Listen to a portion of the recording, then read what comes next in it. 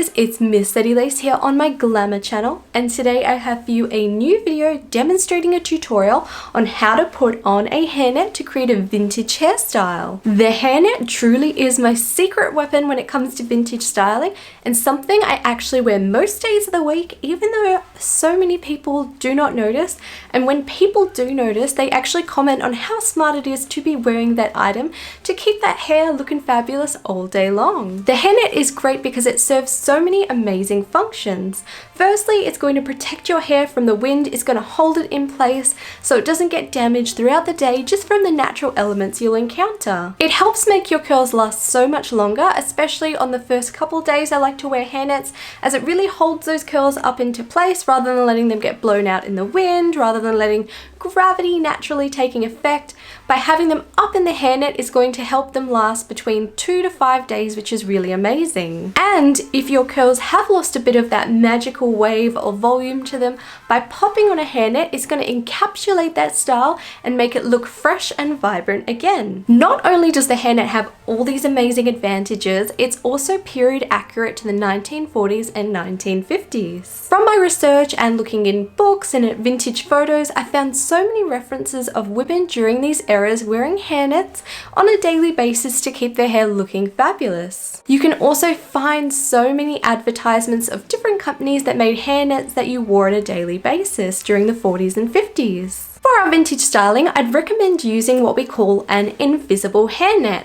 As you can see, it is rather more transparent. It's not thick like a crocheted snood, and it's also not that thicker sort of hairnet that you use to sleep in or to set your hair in. This will definitely create a more natural look, but there's definitely nothing wrong with a thicker hairnets or a snood, as there are also other fabulous styles you can wear. Hairnets do come in many different styles. So here we have a smaller hairnet which creates a hairstyle like the one I'm wearing today.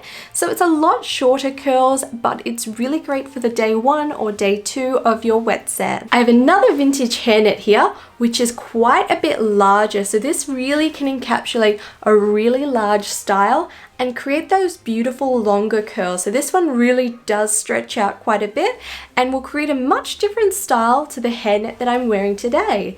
This would be something for more what I would wear for Hollywood waves or just a longer look in general. A lot of my hairnets I source from either Kmart or the Reject Shop, but a lot of the ones I'm currently using are actually from antique stores. Quite often they'll have vintage beauty sections, and I'll go through and find hairnets that are still in good condition, and I'll utilize those for my vintage styling. I'd recommend stocking up and having lots of hairnets on hand, just because they very easily do become damaged because they're very fine. They're often made of nylon, mesh, or the older ones can sometimes be made of real human hair. They can quite often get caught in zippers, on earrings, necklaces, and things like this. So I like to keep mine in this gorgeous little trinket dish, and I have a whole range of different hairnets ready to go, but I am due another shopping expedition to add more to my collection. So we'll now get into today's tutorial, and I'm going to jump to before I had my hair styled. For today's tutorial, you're going to of course need a hairnet. I have also set my hair in foam curlers, but you can set your hair in any fashion that suits you. And I also have a front section of hair which I'm going to style into my usual victory roll. I've got tons of tutorials for this exact look, but today we're going to be focusing on how to actually put on that hairnet. Whenever I use a hairnet, I always have a front section styled of some description. This is really beneficial because it will help hold the hairnet in place and also hide it a little bit as well. Just like with all our tutorials, we're going to work from back to front. So we're going to start by brushing out the back section of our hair. I do have a few tutorials for this online, but I am planning another one real soon. So do let me know if that's something you're interested in.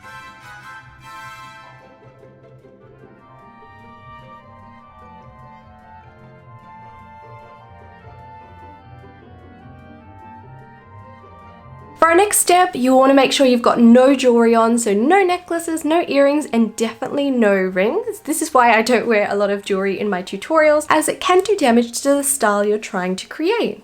So we're going to take our fun little hairnet friend, and what we're going to do is stretch it out between our hands. So we have this kind of claw action, and on either side I have the seam or the little knot that kind of connects the hairnet and makes it all secure. The idea is this little seam will hopefully sit behind our ear, or we can easily pin it out of the way. So we're going to take the hairnet, and with one side what we're going to do is drape this along the top of our head, so sitting just behind that victory roll. With the placement of this, we really want this to sit on the top of our head, as it's a really strong anchoring point. If we put it back further, maybe on the crown, likely the tension is just going to pull this off and remove it, which is what we don't want it to do. The method of putting this on is really important as well. If we go from scooping underneath and up, the tension's already pulling down on your hairnet, so it's likely going to pull off throughout the day. So starting from the top, we have a really strong anchoring point. So starting from that top, we're then going to scoop around and collect the hair with the side, and I'm just sort of tucking it in and hiding that hair into that hairnet. I'm going to repeat to the opposite side, and then what I'm going to do is just scoop in the back section. I'm then just going to take a bit of hairspray, just spraying that into place, brushing down any flyaways, and then going to style my front section.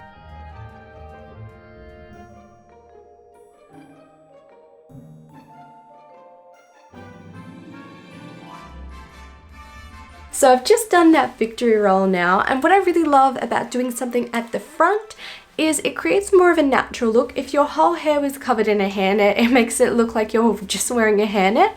While if it's the back section and then the front section out doing something fabulous, it just creates that beautiful vintage look. And it also helps secure the hairnet into place, as a few of the pins kind of go onto the hairnet area. If you do have quite slippery hair, what you can do is just put a couple bobby pins either side and just secure that into place. To finish off the look, I've popped on some earrings, and I'm also going to pop on a cute little hat just to finish it and pop it all together. And that's our fabulous tutorial complete.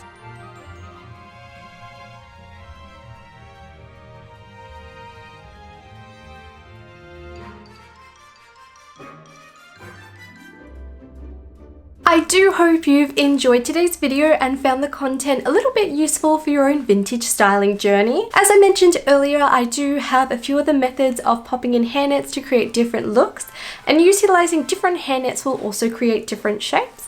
The one I'm wearing today is very short, so it's very much that 1950s style of hair. If you'd like early access to my videos, exclusive content, and to help support me creating videos here on YouTube, I do have my Glamour community on Patreon. I'd like to thank all of my patrons, but especially my VIP Glamour patrons, which I will list here. The support you give me truly helps me in creating more fabulous videos here on YouTube. If you'd like to follow my daily pinup adventures, I post super regularly to Instagram. I'll pop a little link here as well as at the end of the video.